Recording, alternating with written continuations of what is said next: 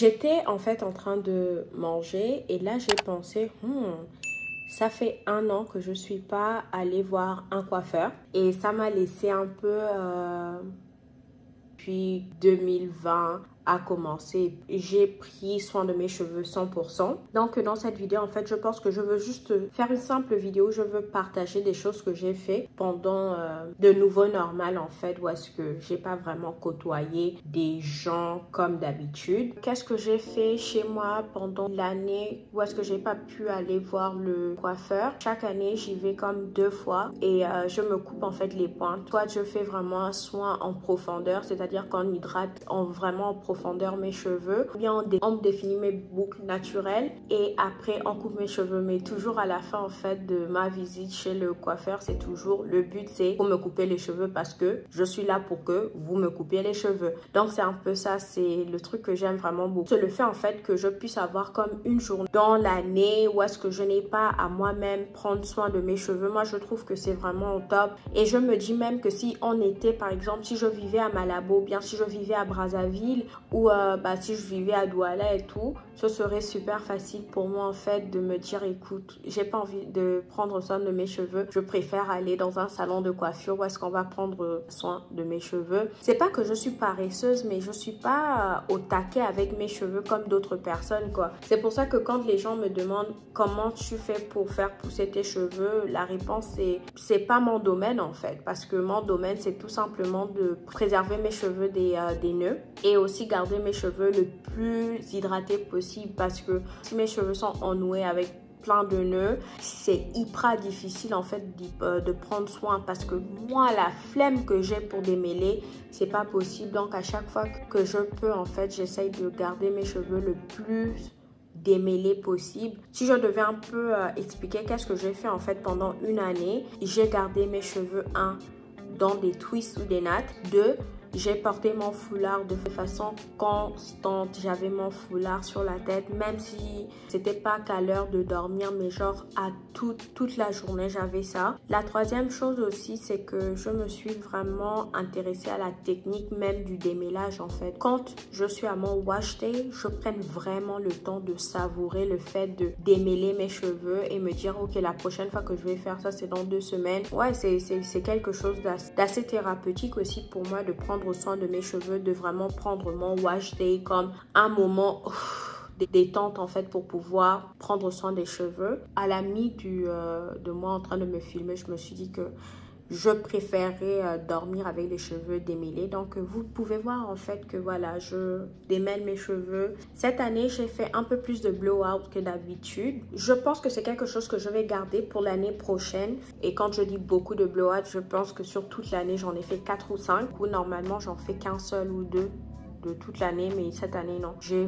voulu beaucoup plus avoir mes cheveux étirés, non seulement parce que je m'ennuie des fois à la maison et parce que je trouve que c'est fun d'avoir des cheveux détendus comme ça. Ça me permet de garder les cheveux un peu plus sales, si je peux dire en fait. C'est-à-dire qu'au lieu d'avoir mon wash day dans 2 semaines, je peux pousser 3-4 semaines. Bon, parce que je me dis ok, mes cheveux n'ont pas besoin d'être démêlés. Mon gros souci en tant que personne qui prend soin de ses cheveux, c'est vraiment les cheveux emmêlés quoi. Moi, mes cheveux s'en mêlent au top.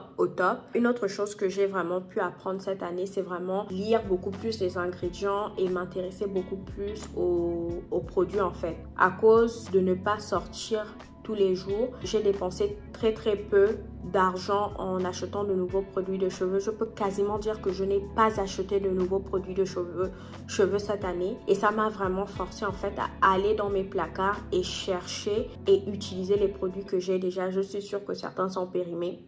Donc je dois faire un nettoyage, mais malgré tout, j'ai utilisé en fait les produits que j'avais dans mes cartons, dans les placards, produits que j'avais dans ma collection.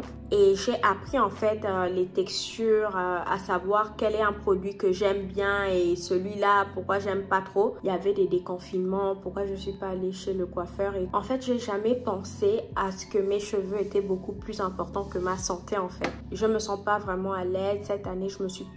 En 2020, je me suis pas senti à l'aise en fait de partir chez l'esthéticienne où est-ce que je vais me faire épiler, ou bien partir au salon de coiffure, parce que je pense juste que c'est pas des services qui sont de vie ou de mort si je ne les utilise pas. C'est pour ça en fait que j'y suis pas allée même quand on était déconfiné. J'ai vraiment été super confinée cette année. Je suis pas allée au centre commercial depuis le début du confinement. Je me souviens pas la dernière fois que je suis rentrée dans un magasin au centre commercial. Je sais même pas la dernière fois que j'ai marché au centre-ville, pour vous être honnête. Genre, aller au centre-ville, have no idea. I have no idea. C'est ça qui cumule un peu mes raisons pour lesquelles je suis pas allée chez le coiffeur cette année. Mes objectifs pour l'année prochaine concernant les cheveux naturels seraient de vraiment déterminer pourquoi j'ai autant de pellicules.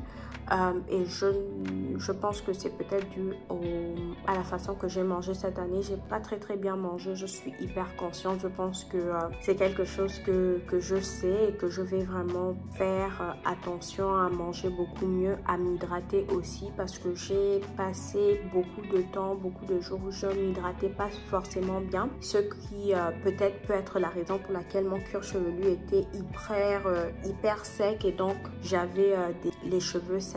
Une autre chose que j'aimerais vraiment faire serait d'utiliser plus d'aloe vera. Ça, c'est un truc que j'ai arrêté d'utiliser depuis 2 ans maintenant, que j'ai pas utilisé de l'aloe vera depuis 2019 comme j'utilisais avant. Donc c'est un ingrédient, un produit que j'aimerais remettre dans ma routine capillaire. Un objectif personnel que j'ai pour mes cheveux serait en fait de travailler les contours de mes cheveux. Une chose pour laquelle je ne me suis pas fait tresser cette année, à part le confinement et à part Covid, c'est que l'année dernière, la personne qui me tressait m'a fait assez du mal devant ici. Il faut savoir que depuis que je suis toute petite, en fait, cette zone de ma tête est très sensible et mes cheveux se cassent beaucoup plus facilement en fait. Et je sais pas, je veux juste rentrer dans une petite routine où est-ce que je prends vraiment soin de mes cheveux. C'est important en fait que je partage ça, parce que je sais qu'il